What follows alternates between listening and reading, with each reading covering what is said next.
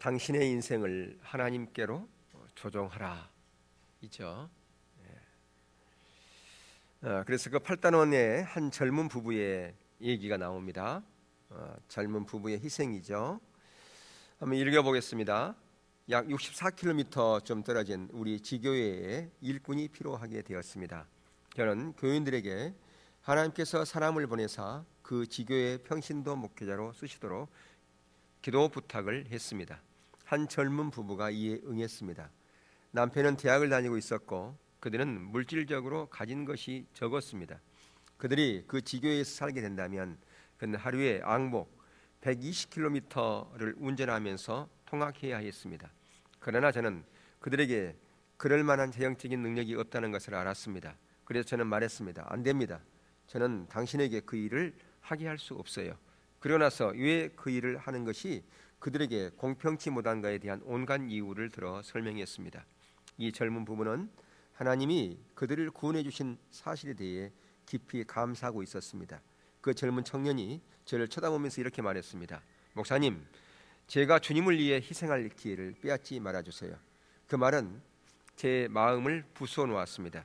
제가 어떻게 거절하겠습니까? 저는 이 젊은 부부가 우리 교회의 새로운 지교회들을 세우는 데 순종하였기 때문에 그러한 비싼 값을 치러야 함을 알았습니다. 우리는 하나님께 한 평신도 목회자를 불러달라고 기도했습니다. 저는 하나님이 우리가 예상치 못한 방법으로 기도에 응답하신다는 사실에 대해서 마음을 열고 있어야 했습니다.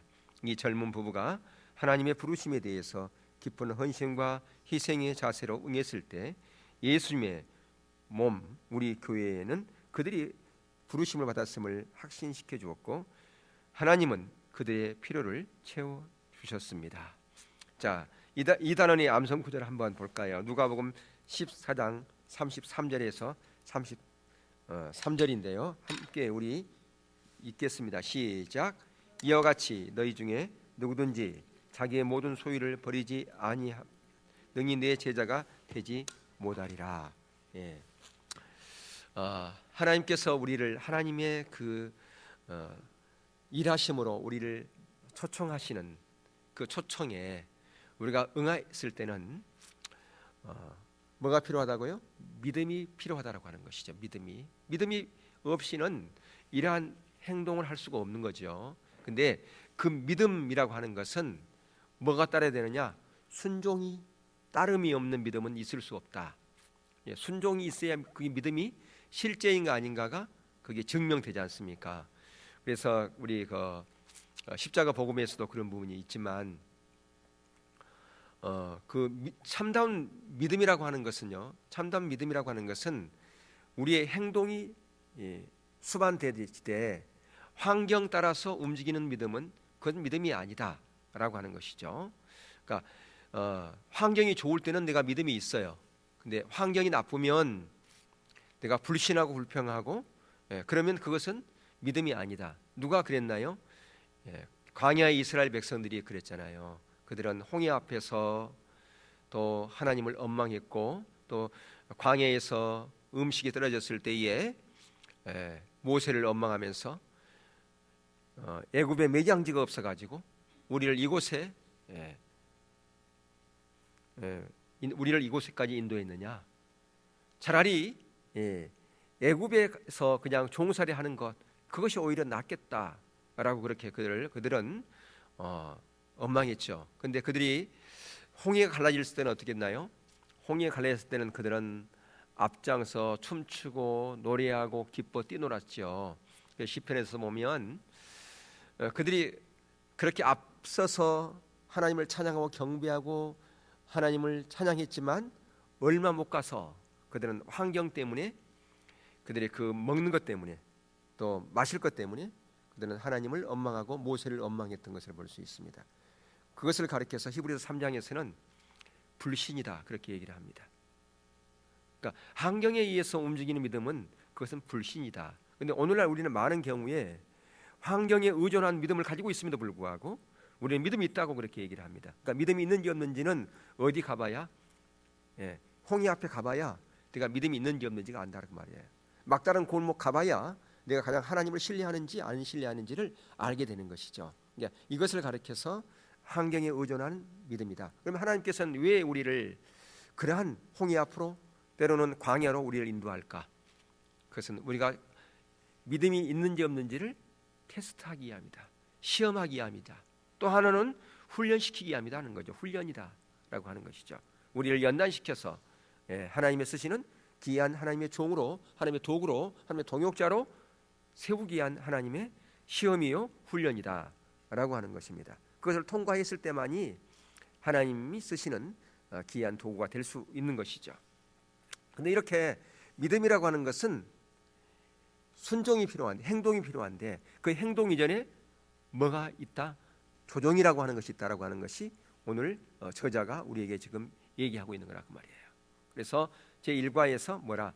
조정이 필수다. 믿음이 있으려면, 믿음은 이론이 믿음이 아니라 우리의 행동이 믿음이다. 그래서 야고보 사도도 행함이 없는 믿음은 무슨 믿음이다? 죽은 믿음이다. 그렇게 얘기했다는 거죠. 그러니까 믿음이라고 하는 것은 행동이 수반되어지는데, 근데 그 행동, 순종 이전에 뭐가 더 앞에 있다? 조정이 필수다. 그 얘기입니다. 예. 자, 그 얘기를 지금 오늘 1과에서 하려고 그러는 거예요. 자, 8단원에서 하려고 그러는 겁니다. 당신이 있던 그 자리에 머물러 있으면서 하나님과 동행할 수 없다. 우리는 하나님이 우리에게 말씀하시고 어떤 과제를 주시기를 원합니다. 그러면서도 우리의 인생에 획기적인 조정을 하는 데는 관심이 없습니다. 성경적으로 볼 때 그것은 불가능한 일입니다. 하나님께서 어떤 사람에게 말씀하시고 그를 통해서 하시고자 하는 일을 말씀하실 때 획기적인 조정은 언제나 필수입니다. 그의 인생을 하나님께 조정해야만 했습니다. 조정이 끝난 뒤에야 하나님이 부르신 그 사람을 통해서 그분의 목적을 성취하셨습니다. 예. 그러니까 우리 그 믿음에 있어서, 그러니까 우리가 믿음 생활하는 데 있어서, 신앙생활하는 데 있어서 두 가지의 중요한 전환점이 있다라고 하는 것이죠. 예. 가장 먼저는 어떤 전환점이 있는가? 그것은 믿음의 갈등이라고 하는 것이죠. 하나님께서 우리를 부를 때에 어떤 자리로 부르는가? 하나님의 크기의 자리로 우리를 부르기 때문에 갈등할 수밖에 없다는 거죠. 우리의 노력으로, 우리의 경험으로, 우리의 자원으로 할 수 있는 일이라면 갈등할 필요가 없어요. 근데 왜 갈등하는가? 하나님의 크기의 일로 우리를 부르기 때문에 믿음의 갈등이 있다라고 하는 거예요. 그게 바로 첫 번째 전환점이다. 예, 그래서 거기 보면 당신의 인생을 하나님께 조정하는 것이 당신이 하나님의 뜻을 알고 행하는 데 있어서 두 번째로 중요한 전환점입니다. 첫 번째 전환점은 믿음의 갈등입니다. 하나님은 스스로 말씀하신 그대로의 하나님이시며 말씀한 그대로 일하시는 분이심을 당신은 믿어야 합니다. 하나님에 대한 믿음이 없이는 당신은 이 첫 번째 전환점에서 잘못된 결정을 내릴 것입니다. 무슨 얘기입니까? 하나님을 신뢰하지 못하면 이 믿음만 갈등 가운데서 그냥 그거 주저앉아 버린다는 거 하는 것이죠. 하나님을 신뢰해야 그 갈등을 뛰어넘어서 두 번째 전환점으로 간다라고 하는 겁니다. 그러니까 많은 사람이 갈등하다가 끝나버립니다. 갈등하다 끝나버려요. 야, 이게 하나님의 뜻이긴 한데 내가 지금 네 형편에 가야 되느냐? 혹시라도 잘못되면 어떻게 하느냐? 이것은 뭐냐면 하나님을 신뢰하지 못하기 때문에 잘못되면 어떻게 하느냐라고 이런 마음이 있겠죠. 하나님을 신뢰하는 사람 같으면 하나님이 부르신 것이 확신이 가지면 그 갈등의 자리에서 하나님이 부르신 확실한 것을 그가 발견했다면 두 번째 전환점으로 간다 그 말이에요. 자, 어떤 전환점입니까? 하나님께로 인생을 뭐한다? 조종하는 거죠. 인생을 조종하는 것입니다. 당신이 조종하기로 선택했다면 당신은 순종의 단계로 올라갈 수 있습니다. 그러니까 지금 뭐예요? 행동하는 그 부분. 믿음은 행동이죠. 행동이 없는 믿음은 믿음이 아니지 않습니까? 그러니까 믿음이라고 하는 것은 믿음이 있다 그 말은 뭐가 따른 것이다? 행동이 따르는 것이다. 근데 오늘날 우리가 많은 경우 믿음이 어떤 것입니까? 하나님은 지금도 살아계심을 믿습니까? 아멘. 하나님은 지금도 우리의 모든 삶의 전반의 부분에서 터치하시고 길을 인도하신 그 하나님을 믿으십니까? 등등 이렇게 물어보면 아멘 아멘 하면 아, 참 믿음 좋군요 라고 하는데 그것을 성경은 믿음이라 말하지 않다는 그 말이죠. 예, 뭐가 믿음이에요? 행동. 아무리 그렇게 아멘을 10번, 20번, 100번 했다 할지라도 행동으로 옮기지 않으면 그 믿음이 아닌 것이죠. 근데 그 행동, 순종 이전에 뭐가 먼저라고요? 삶을 조종하는 것이 먼저라고요. 이게 전환점이라고요. 이게 몇 번째 전환점? 두 번째 전환점이라고요. 첫 번째 전환점은요, 믿음의 갈등이죠.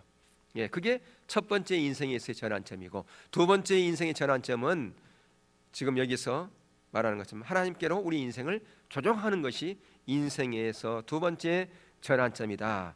그렇게 말씀하고 있어요.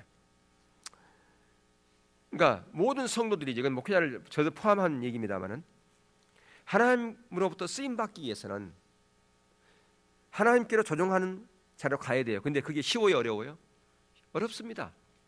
예, 저를 포함해서 모든 성도 마찬가지예요. 그 자리로 가는 것이 결코 쉬운 것은 아니에요. 지금 우리가 성경 공부했다고 그래가지고 내일 바로 간다, 1시간 이후에 우리 삶을 조종할 수 있다, 그건 아니라는 거예요. 이론으로 배운 것은 배운 것이고 실제는 실제예요. 아무리 우리가 성경 공부를 많이 했어도 10번 들었어도 그것은 이론에 불과하고 실제의 자리는 또 다른 거예요. 그것은 뭘 기초로 하기 때문에, 하나님을 신뢰하는 것을 기초로 하는 것이기 때문에. 예. 그래서 우리의 삶을 전환하지 않으면 우리는 그 자리는 못 갑니다. 근데 하나님으로부터 쓰임 받으려면 삶을 전환해야 된다. 예. 삶을 전환한다고 하는 것은 조종한다, 그 얘기예요. 예, 새해가 되면 많은 사람들이 결단을 많이 합니다. 담배값도 올랐으니까 담배도 끊어야 되겠다 등등, 새해부터는 내가 새벽기도도 해야지 등등, 등등 여러 가지, 새해에는 내가 이런 운동도 해서 내 몸 관리를 해야 되겠다 등등 해서 많이 그런 마음을 갖지 않습니까? 근데 작심삼일이라 그런 말이 있어요. 작심삼일은 3일 만에 그게 다 끝나버린 거죠. 3일, 그 마음 먹은 거 3일밖에 안 간다는 거 아니겠습니까? 왜 그렇게 해요? 그것은 온전히 삶을 조종하는 자리로 안 갔기 때문에 3일 만에 끝나버리겠죠. 어떻든 간에 이렇게 많은 사람들이 그 갈등 가운데서 삶을 조종하는 자리로 갑니다. 그런데 문제는 뭐냐면 그 조종하는 것이 지속되어지느냐 그러지 못하느냐, 그것은 바로 뭐에 달렸다? 거기에 순종한 행동하는 것으로 달렸다, 그런 것인데요. 그러니까 믿음의 갈등에서부터 어디로 가느냐? 조종으로 가고 순종으로 간다. 이게 바로 우리의 믿음이라 그렇게 얘기할 수가 있을 거예요. 자, 거기 하살펴 보시면 당신에게 믿음의 갈등이 일어날 때 믿음이 있다면 그 믿음을 표현하는 데에는 무엇이 더 요구됩니까? 다음 빈칸을 채우십시오. 하나님을 경험하는 삶의 일과 실체. 하나님의 부르심은 항상 당신을, 그러니까 7가지 실체 중에 5번째 지금요. 하나님의 부르심은 항상 당신을 어디로 몰아넣는다고요? 믿음의 갈등으로 몰아넣고 결단과 그에 따른 뭘 요구한다? 행동을 요구한다, 그 말이죠. 예, 결단과 행동. 그러니까 많은 사람들이 결단을 해요.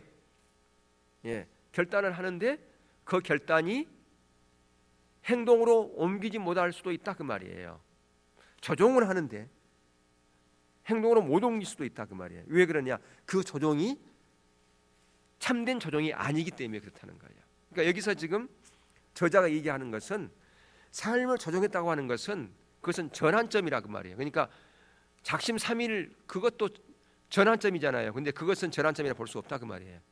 이 저자가 얘기하는 것은 내가 어떤 사람이 담배를 끊기 위해서 결심을 했어요. 근데 못 끊었어. 3일 동안, 한 일주일 하고 끝나버렸어. 그것을 전환이라 말하지 않는다는 거죠.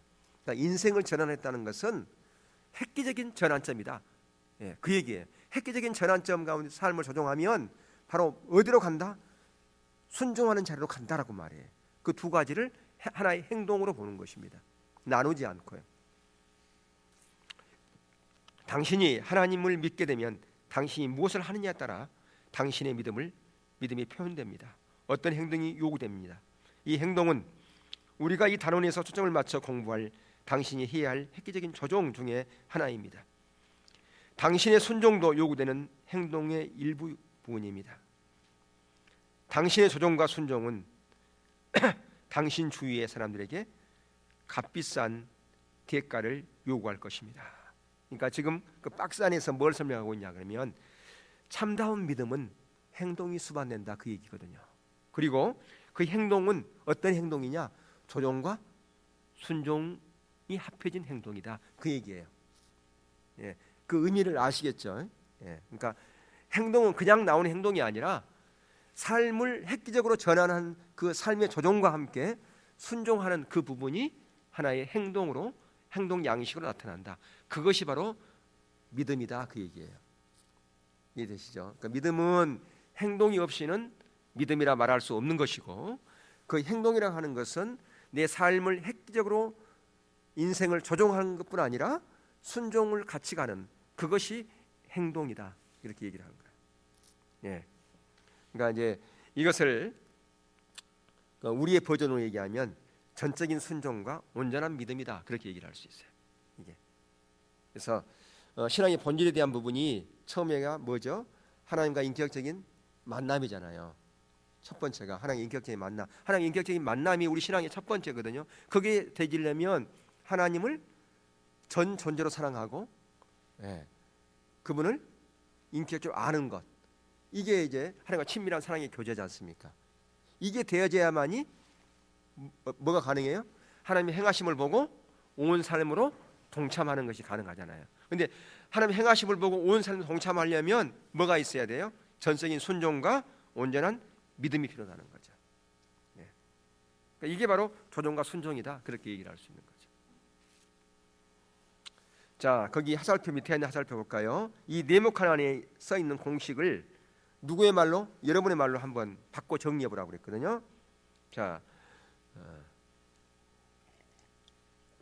혹시 집에서 한 번이라도 읽어 오신 분 한번 손 들어 보실래요?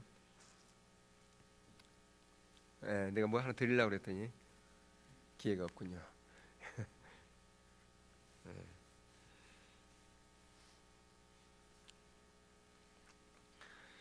예. 좋은 선물 받을 수 있는 기회를 놓쳤습니다. 자, 이 네모칸 안에 써 있는 공식을 여러분의 말로 한번 바꿔 보세요.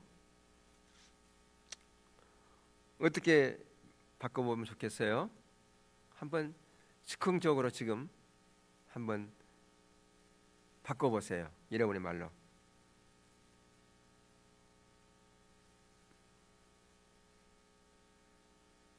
해봤어요? 예, 저는 이렇게 했네요. 행함이 없는 믿음은 죽은 믿음이다. 행함이 있기 위해서는 인생을 하나님께로 조종하는 전환점과 순종이 필요하다. 예, 저는 그렇게 했는데 각자 다르게 얘기할 수 있겠죠. 자, 한 장 넘겨서 210 거기 보면 하나님께로 조종하는 것 그랬어요. 예, 심판하고 구판은 좀 페이지가 한 페이지 다를 수도 있습니다. 하나님께 조종하는 것, 저는 구판이기 때문에 216쪽이고요. 예, 하나님의 계시는 당신의 인생을 그분께로 조종하라는 하나님의 초청이다. 하나님의 감동은요. 예, 하나님께서 당신에게 말씀을 통해 그분이 무엇을 하시려는지를 계시하실 때, 여기서 말씀이라고 하는 것은 뭘 통해서 기도할 때 세미한 음성이나 성령 말씀을 묵상할 때 주시는 그런 깨달음이겠죠. 예, 하나님께 당신에게 말씀을 통해 그분이 무엇을 하시려는지를 계시하실 때, 그것은 바로 당신의 인생을 그분께로 조종하는 하나님의 초청입니다. 예, 그러니까 이것은 또한 설교를 통해서 전해지는 메시지도 거기에 포함됩니다. 자, 그러니까 우리에게 말씀을 하나님께 주시면 그냥 뭐 때문에 주시는 겁니까? 우리에게 말씀을 주실 때는 하나님께서 여러 말씀을 줄 거 아니에요. 거기 밑에 나옵니다만은, 예, 거기 밑에 보면 그 노아, 아브라함, 모세, 다윗, 아모스, 요나, 베드로, 안드레, 야고보, 요한, 마태, 사울. 자, 이들이 하나님의 말씀을 듣고서 그들의 행동이 바뀌었죠. 인생이 전환 바뀌었잖아요, 그죠? 바뀌었나요? 예. 자, 그러면 하나님께서 그들 가운데 계시했기 때문에, 말씀하셨기 때문에 그들의 행동이 바뀌었잖아요, 그죠? 자, 그러면 하나님께서 우리 가운데 하나님의 어떤 비밀한 것을 우리가 알려준다. 그러면 우리는 어떻게 해야 되는 거예요? 똑같이 그렇게 행동해야 되겠죠. 만약에 야, 하나님께서 나에게 어제 하나님께서 나에게 이런 말씀 줬다. 하나님께서 나에게 이런, 나는 하나님의 음성을 듣거든. 근데 하나님께서 꿈으로 나한테 말씀하시고 어제 기도할 때는 이런 메시지를 나한테 줬어. 막 자랑하고 다녀. 응? 자부심이 가득해. 그래서 사람들이 다 부러워해. 그 사람한테 가가지고 막 예언도 받고 싶어해. 근데 그 사람은 그런 부분 자부심을 갖고 자랑하는데 그의 삶은 전혀 안 바뀌어. 그리고 하나님께서 그렇게 말씀하는 그 계시에 따라서 행동도 안 해. 하나님의 음성 듣는 것만 자랑만 해. 그런 사람을 가리켜서 뭐라고 그런다? 괴물. 그런 사람을 가리켜서 괴물이라고 그러는 거예요. 괴물. 그런 사람들 교회에 필요가 없죠. 그런 사람들 교회에 아무런 의미가 없잖아요. 왜 하나님께서 감동을 주었을까요? 삶을 조종하고 순종하라고 주신 것이지. 만약에 이게 노아가 하나님께 놀라운 하나님의 계획을 줬어. 야, 하나님께서 앞으로 여기 다 물로 심판한다고 그러더라. 그러면서 방주도 안 만들어. 그럼 어떻게 될까요? 웃기는 거죠, 그죠? 예. 그렇지 않았으니까 지금 성경에 기록되어 있겠지만 아브라함이 앞으로 저에게 하늘 별처럼 바다의 모래처럼 자기 후손 준다고 그래. 그럴 거라고 막. 근데 전혀 순종도 안 해. 믿음의 반응도 안 해. 그럼 되겠습니까? 그래가지고 어떻게 믿음의 조상이라고 이렇게 될 수 있겠어요? 예. 아니잖아요, 그게요. 예. 그 얘기예요. 하나님께서 우리에게 말씀하시면 삶을 조종하라고 하나님의 그 일로 우리를 뭐한다? 초청하라고 그 말이에요. 조종하라는 초청이라는 거죠. 당신이 그분과 그분의 목적과 방법에 당신의 인생을 조종하고 나면 당신은 순종하는 해야 하는 이치에 놓이게 됩니다. 조종은 순종할 수 있도록 당신을 뭐하는 것이다? 준비시키는 거란 말이에요. 조종은 뭐냐? 순종할 수 있도록 준비시키는 작업이다. 당신은 평상시대로 삶을 영위하거나 당신이 있던 그 자리에 머물러 있으면서 동시에 하나님과 동행할 수 없습니다. 이것은 성경 전체를 통해 볼 때 사실입니다. 그렇죠? 거기에 누구 얘기 나와요? 노아 얘기 나오잖아요. 노아는 평상시대로 삶을 영위하면서 동시에 방주를 만들 수는 없었습니다. 예, 결단이 필요한 거죠. 그리고 그 일에 뭐였어요? 올인한 거죠.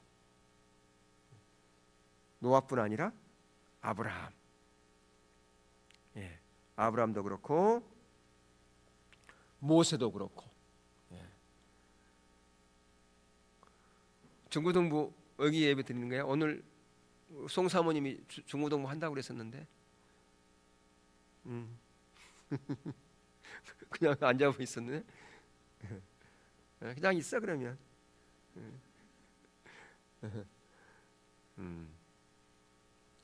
모세도 마찬가지. 모세도 그냥 있어. 아마 올라갔다 오든지.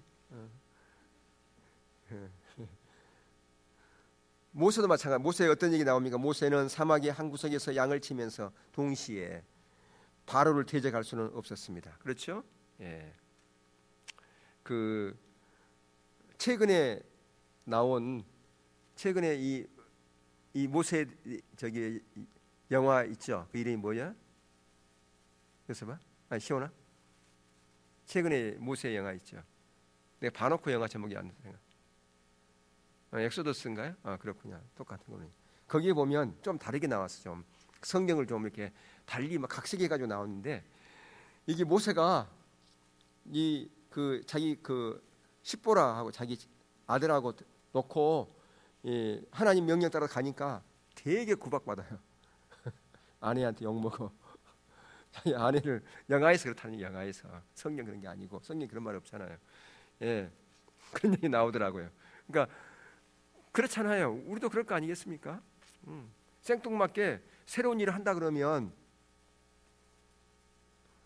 그렇게 그런 그러니까 대가가 지불되어지겠죠. 예, 그러니까 대가 지불 없는 순종은 있을 수 없다. 그러니까 대가 지불이라고 하는 삶을 조종한다는 거죠. 예. 삶을 조종한다는 것은 대가 지불을 한다는 거죠. 다윗도 마찬가지죠. 다윗 왕이 되기 위해서 그가 기르던 양떼를 떠나만 했고요. 아모스는 이스라엘을 향해 치기 위해서 뽕나무를 두고 떠나야 했습니다.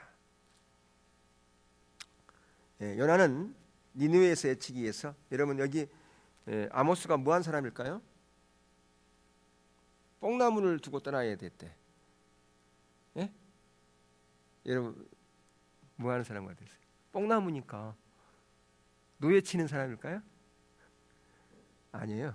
여기 뽕나무 그게 아니에요. 나중에 설명드리고. 우리는 그렇게 들었어요. 아모스가 저기 노예 치는 사람이라고. 전혀 그 거리가 멀거든요. 그리고 그 뽕나무도 우리가 생각하는 그 뽕나무가 아니에요. 요나는 니느웨에서 예치기 위해 그의 집과 편견을 버려야 했습니다.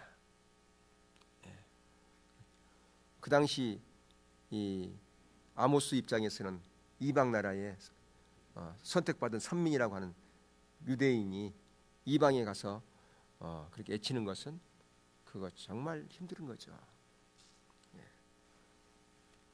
어떻게?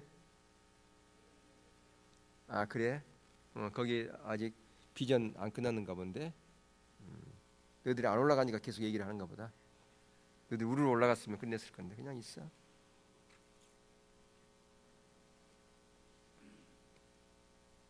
자, 베드로, 안드레, 야고보와 요한은 예수님을 따르기 위해서 고기잡이를 그만두어야 했습니다. 그렇죠? 그러니까 거기 마트도 마찬가지지만 그들의 뭐죠? 직업을 버리죠.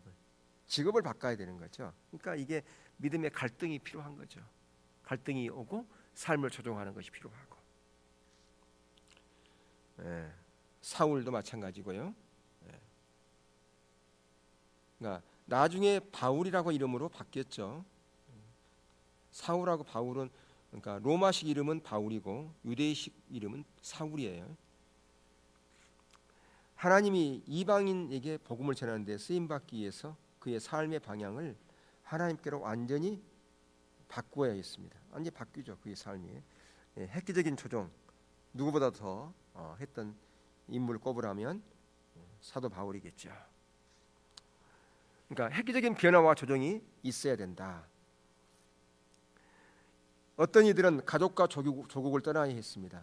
어떤 이들은 편견을 버리고 선호하던 것을 바꾸어야 했습니다. 또 어떤 이들은 삶의 목표와 추구하는 이상과 소원을 뒤로 하고 떠나야만 했습니다. 모든 것을 하나님께 맡기고 온 인생을 조정해야 했습니다. 그러니까 조정하는 것은 그냥 하는 게 아니에요. 올인하는 게 올인. 그게 올인하는 거라 그 말이죠. 필수적인 조정이 완성됐을 때 하나님은 그들을 통해서 그분의 목적을 성취해 나가기 시작하셨습니다. 그러나 이에 열거한 사람들은 모두 하나님께로 그들의 인생을 조정하는 것이 그들이 지불한 대가보다 훨씬 더 값진 것을 배웠습니다. 그러니까 무슨 얘기냐면 때로는 대가 지불하고 때로는 올인하면 모든 것이 다 끝나버릴 것 같고 손해가 올 것 같고 그런 위험성이 있었겠지만 그럼에도 불구하고 그들이 하나님을 신뢰하고 그렇게 나아갔을 때에 그렇게 인생을 조정했을 때에 그들이 지불한 대가보다 훨씬 더 값진 것들을 하나님께서 이루시고 또 배우고 그렇게 하셨다 그 말이죠. 이 성경의 인물들 말고도 그건 그 여러 그 시대마다 기독교 역사에 그런 사람들이 많이 있죠. 근데 때로는 그렇습니다. 우리가 지난번에 살펴봤지만 그들은 이 시대에 그들의 이름이 아름답게 빛나는 사람도 있어요. 그러나 그들이 이 시대에 때로는 사자밥이 되기도 하고 순교당하기도 하고 죽임을 당하기도 하고 그랬어요. 때로는 나중에 이제 한번 이제 오늘은 영상 1차 전도여행 지역 보여드렸잖아요. 그 위로 올라가면 이제 수아시아 7교회들이 나와요. 거기 보면 빌라델비아 교회 그 교회 터가 남았어요. 빌라델비아 교회 이름 여기죠. 요한계시록에 보면 작은 능력을 가지고 그들이 많은 것을 섬겼던 그런 교회잖아요. 칭찬만 있는 교회잖아요. 예, 빌라델베 교회가 예, 칭찬만 있는 교회 중에 하나가 빌라델베 교회예요. 그 당시 우리가 요한계시록 공부한 사람은 아시겠지만 길드라고 하는 그 노동조합에 의해 가지고 예, 그 모든 상권 이 모든 부분을 장악하고 있었어요. 그래서 길드라고 하는 조직에 가입하지 않으면 장사를 못하고 때로는 직장 생활도 못했습니다. 그런데 그곳에 가입하면 다 우상 숭배하고 연관되어 있기 때문에 예, 하나님을 저버려야 돼요. 그래서 그들이 거기에 탈퇴하고 그러다 보니까 장사 못하고 직장에서 쫓겨나고 그러니까 경제적으로 불이익 당할 수밖에 없어요. 그래서 그들이 다 어디로 모였느냐? 빌라델비아 지역으로 모였어요. 왜 그 지역으로 갔느냐? 거기는 지진이 많이 일어나가지고 사람들이 거기 안 사는 곳이에요. 그곳에. 근데 그곳에서 뭐하고 살았느냐? 포도농사 짓고서. 그래서 일설에 의하면 그들이 그 포도농사에서 그 포도주를 담궈 성찬용 포도주를 그 모든 교회 소아시아 모든 교회에다가 무료로 다 그냥 공급해 줬다는 거죠. 예. 근데 거기에 뭐만 남아 있느냐 하면 기둥터만 남아 있어요. 지진이 나면 기둥이 무너지면 안 되지 않습니까? 예. 그러니까 기둥을 얼마만큼 크기로 했냐 하면 여기서부터 여기까지 두께가 그만큼 두꺼워요. 기둥 하나가 여기서 여기 더 될까요? 예, 나중에 사진 한번 보여드리는데 그만큼 두께가 돼요. 그러니까 여기 우리 여기 본당 반만큼 기둥 하나가 두께가 그래요. 그러니까 이렇게 사방으로 이 반만큼 길이가. 여러분 그런 기둥 봤어요? 건물? 예, 근데 그만큼 기둥을 해놨어요. 지진이 많이 일어난 지역이니까. 예. 그러니까 그만큼 그들이 때려놓은 대가가 지불되어졌고 그렇게 희생하고 그랬잖아요. 근데 이 땅 가운데서 그들이 하나님의 놀라운 은혜와 생명과 복을 경험하지 못했다 할지라도 그들은 실패한 게 아니다 그 말이에요. 훨씬 더 값진 놀라운 것을 받았죠. 어디서 받았겠습니까? 저 천국에서 받았겠죠. 상급으로.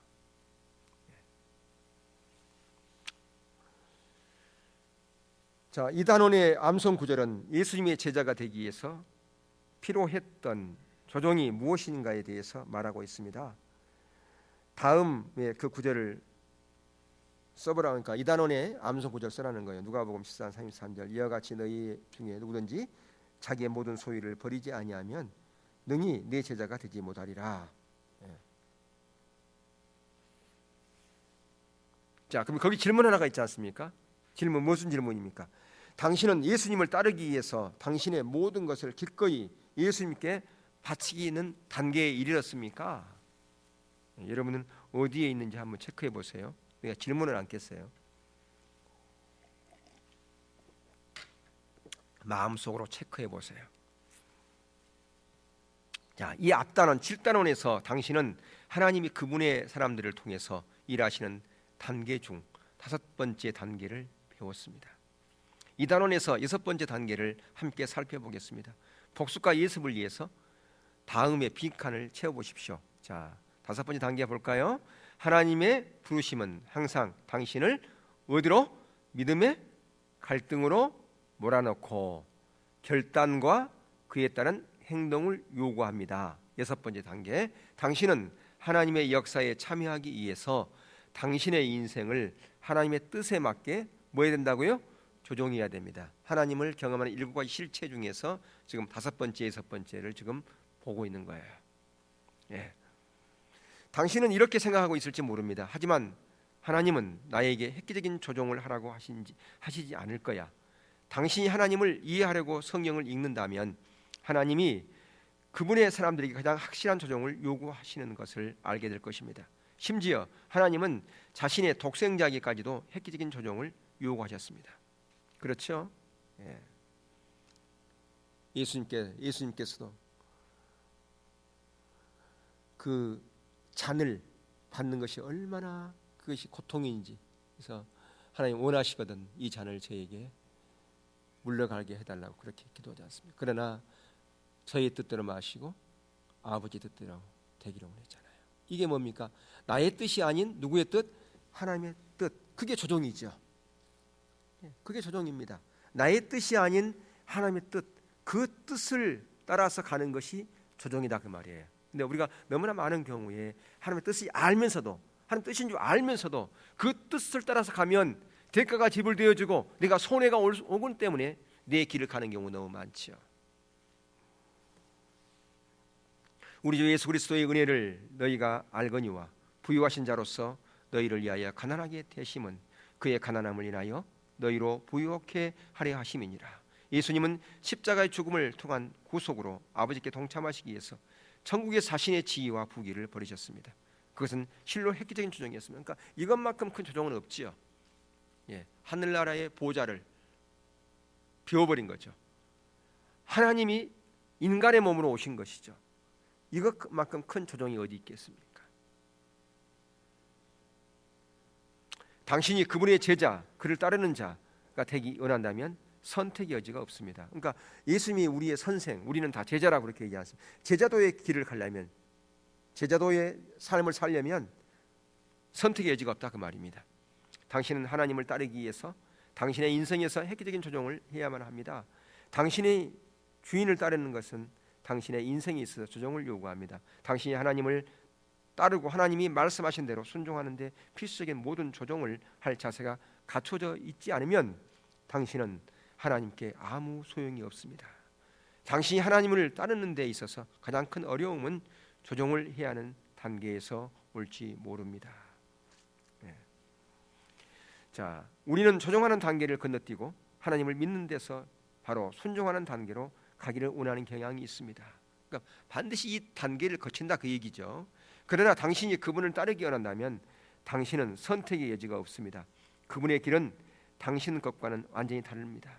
그렇기 때문에 당신이 그분을 따르는 유일한 길은 당신의 인생을 그분에게 조종하는 것을 요구합니다. 그러니까 이 조종이라는 것은 때로는 어떤 것이겠습니까? 네가 가장 소중히 여긴 것을 뭐예요?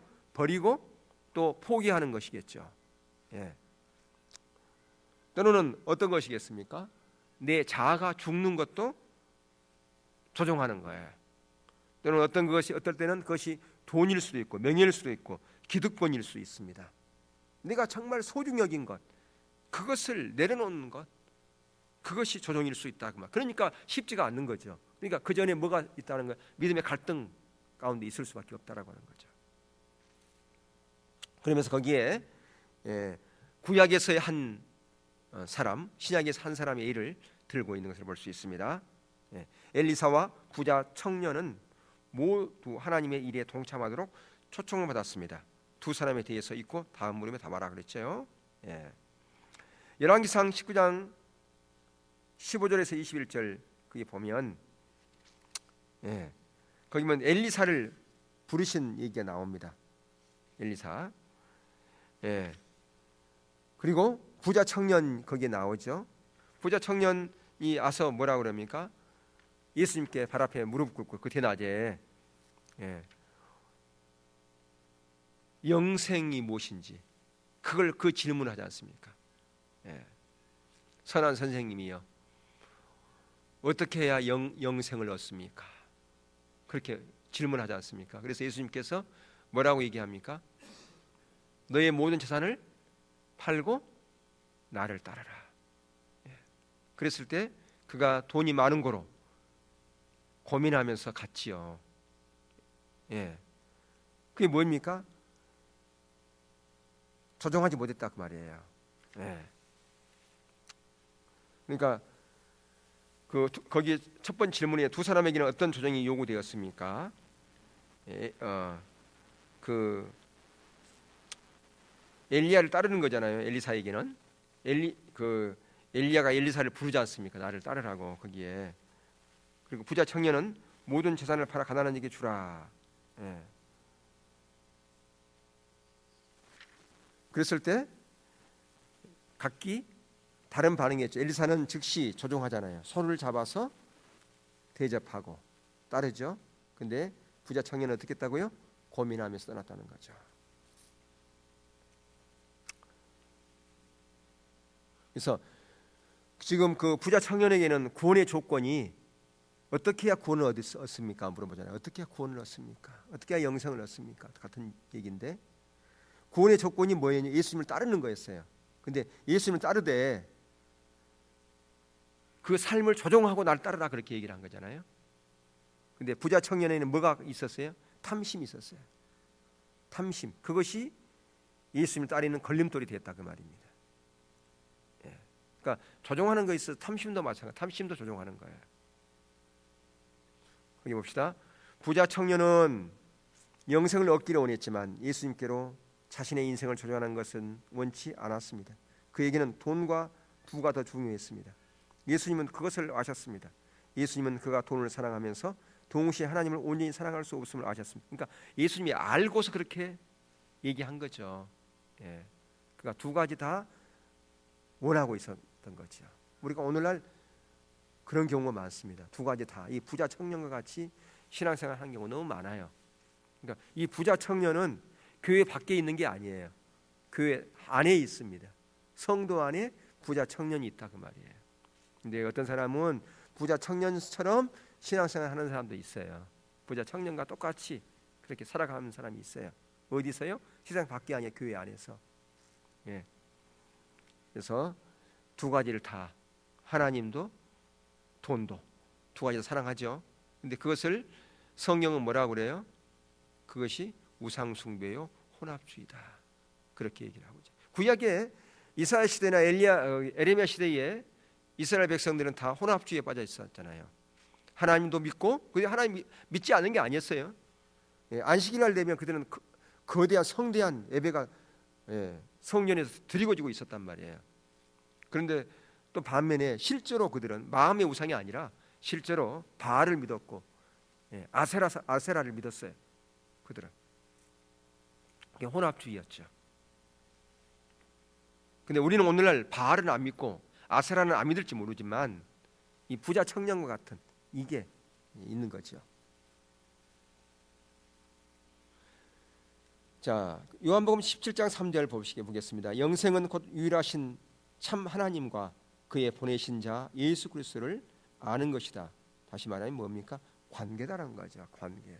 예. 영생 구원이라고 하는 것은 하나님과 관계에 있는 것이다. 하나님과 관계 가운데 없으면, 그러니까 다시 말하면 인크리스토 그리스도 안에 없으면 이런 일들이 생겨난다라고 하는 겁니다. 예.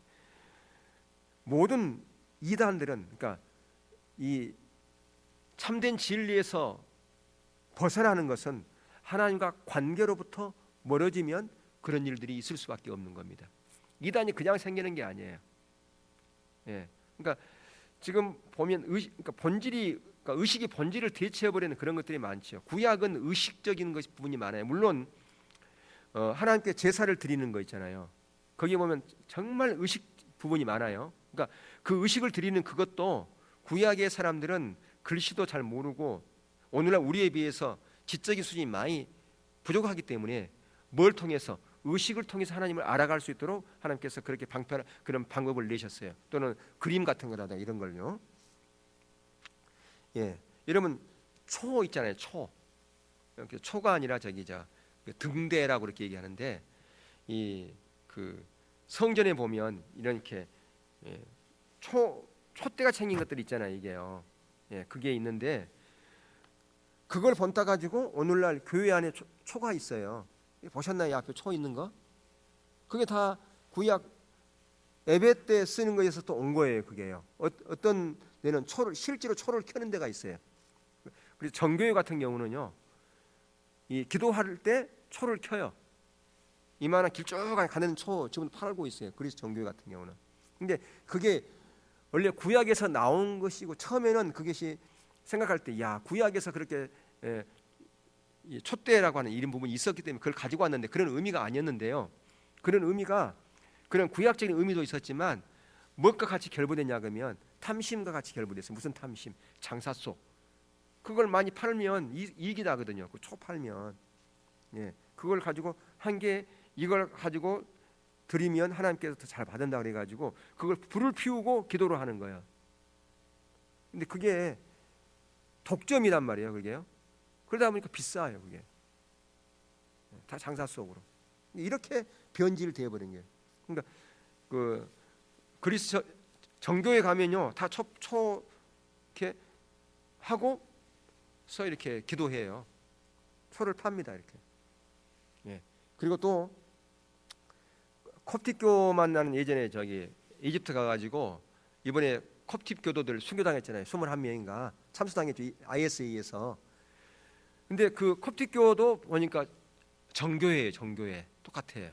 그러니까 그 정교회를 그 그리스 정교회, 러시아 정교회, 그렇죠. 그러니까 그 나라 이름을 따가지고 그리스 정교회, 러시아 정교회, 그래요. 똑같은 정교회입니다. 동방 정교회, 동방 정교회에서 나온 건데, 정교인데, 그들은 구약에 보면 이 그 성소와 지성소가 있잖아요. 나눠놨잖아요. 근데 그들을 보면 뒤에 가요, 또 있어요. 뭐냐? 지성소예요, 지성소. 많이 그게 있어요. 콥틱교만 있는 줄 알았더니 이번에 보니까 저기 정교회도 있더라고요. 그게 같은 정교회인 거 제가 알았는데, 예수님 십자가를 통해서 다 이제 그게 찢어졌는데도 불구하고 구약의 형태가 그대로 남아 있는 부분이 많아요. 무슨 얘기 하려고 그러냐면, 오늘날 이 의식적인 이런 부분들이 구약의 제사에서 있었지만 구약의 히브리서에 와가지고는 그 모든 건 다 모형이란 말이에요. 그 모형적인 것이 다 폐지됨에 불구하고 그런 모형적인 것이 아직도 남아있는 곳들이 있어요. 그게 천주교만 남아있는 게 아니고, 그래서 정교회만 남아있는 게 아니고, 교회 안에도 남아있단 말이에요. 그게 교회 안에도 그런 부분들이. 예. 왜 그런, 내가 무엇을 설명하려고 그러냐면, 하나님과의 실제 관계 가운데 있지 않으면 성경의 의미를 바로 깨달지 못한다는 그 말이에요. 성경에서 의미하는 것이 무슨 의미인지를 몰라. 그러니까 그냥 그대로 전통으로 쭉 내려오는 거, 그냥 그것이 당연한 것처럼 그렇게 생각하는 거죠. 중요한 것은 하나님 관계인데, 하나님 아는 것인데. 자, 그 다음에 거기 봅시다. 부자 청년의 욕심과 돈을 사랑함에 그를 우상 숭배자로 만들었습니다. 그는 참 하나님과, 그러니까 참 안타깝죠. 그에게 열망이 있으니까 그는 부자요 간원이었음에도 불구하고 대낮에 예수님께 와서 무릎을 꿇었지 않습니까? 사람들이 그 자기를 어떻게 바라볼까, 그거에 가려치 않고 왔단 말이에요. 그런데 그는 조종하기를 거부했어요. 참으로 안타깝지 않습니까? 대단한 열망이었죠. 반면에 엘리사는 아주 다른 반응을 보였습니다. 그는 하나님의 부르심에 응하기 위해서 가족과 직업, 농사를 버리고 떠나야 했습니다. 당신은 당신이 지나온 다리를 불태운다, 온 길로 다시 돌아오지 않는 뜻이죠. 예, 그 말을 들은 적이 있을 것입니다. 엘리사는 그의 농기구를 불태우고 24마리의 소를 바쳤습니다. 여러분, 24마리면 오늘날 돈으로 한 사람이 얼마쯤 될 것 같아요? 항소 한 마리 얼마야? 산소야? 몰라? 시골에 소 안 키우지, 그지? 아, 키워 소?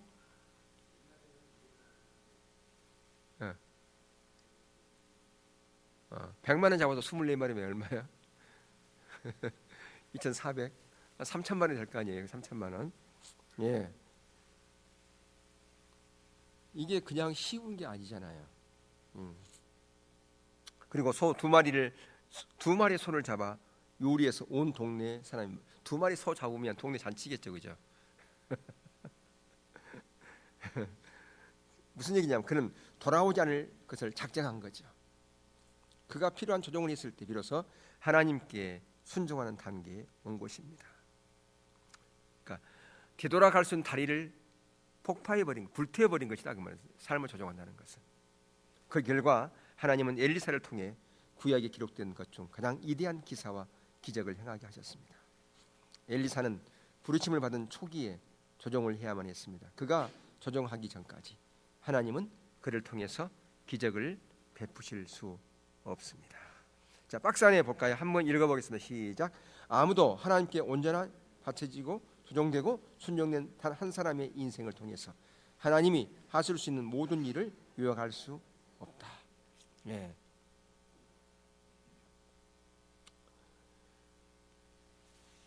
자, 거기 한번 질문 봅시다. 당신은 하나님께 온전히 바쳐지고 조종되고 순종된 그 한 사람이 되고 싶습니까? 답은 알죠, 그죠? 답은 뭐예요? A잖아요. 근데 답을 아는 것과 실제는 다르잖아요, 그죠? 예. 자, 당신이 하나님의 뜻을 알고 행하는 데 있어서 어떤 순서로 다음의 반응들이 나와야 합니까? 맞는 순서로 번호를 매겨보라고 그랬죠.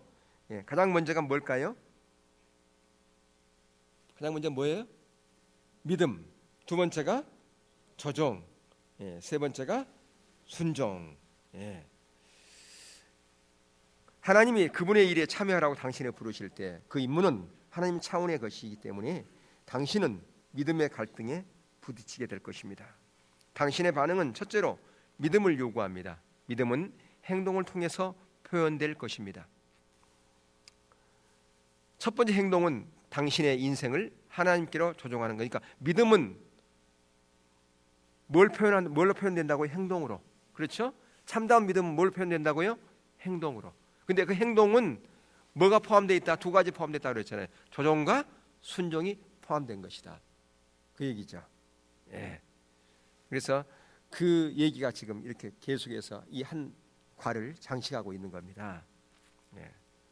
그래서 여러분들이 하나님의 길로 여러분의 인생을 조종하기 위해서 여러분들이 포기해야 될 것, 조종해야 될 것이 무엇인지, 무엇이 있을까요, 여러분? 아직까지도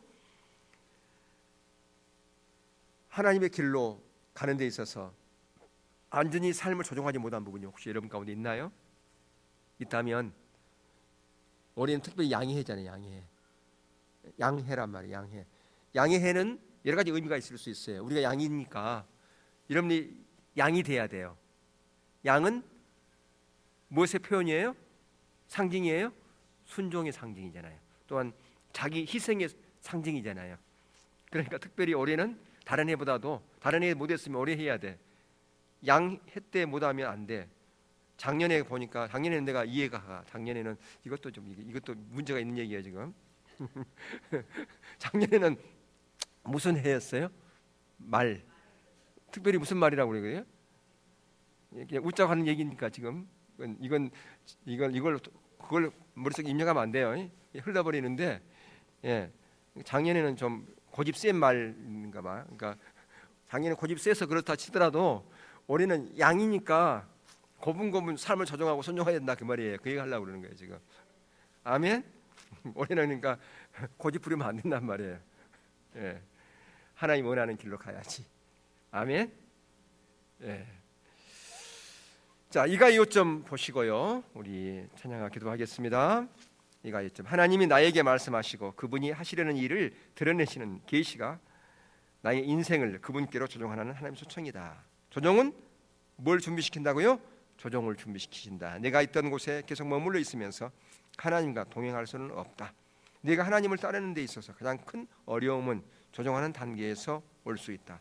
아무도 하나님께 온전히 바쳐지고 조종되고 순종된 단 한 사람의 인생을 통해서 하나님이 하실 수 있는 모든 일들을 요약할 수 있다. 그러니까 하나님의 일에 쓰임 받는 사람들은 어떤 사람이다? 하나님께 온전히 바쳐지고 조종하고 순종된 사람, 그 한 사람, 그 인생을 통해서 하나님의 놀라운 일들은 이루어졌다 그 얘기입니다. 그러니까 그 인생 한 사람이 누가 돼야 된다? 저와 여러분이 돼야 된다 그 얘기예요. 그러기 위해서 이거 배우죠. 우리가 그 일을 안 간다면서 뭐 이거 배울 필요 뭐 있어요? 옛날 그대로의 삶을 살려면서 아까운 오후의 시간 여기 지금 있을 필요 뭐 있습니까? 똑같이 살아가려면 그냥 일찍 집에 가서 쉬는 게 낫지. 그렇잖아요? 예. 그래서 여러분들이 진정한 믿음의 자리, 믿음에 의한 삶을 살아가기 위해서 하나님을 경험하는 삶을 살기 위해서 우리의 삶을 획기적으로 하나님의 길로 조정하는 자리에 가야 된다라고 하는 것입니다. 아멘.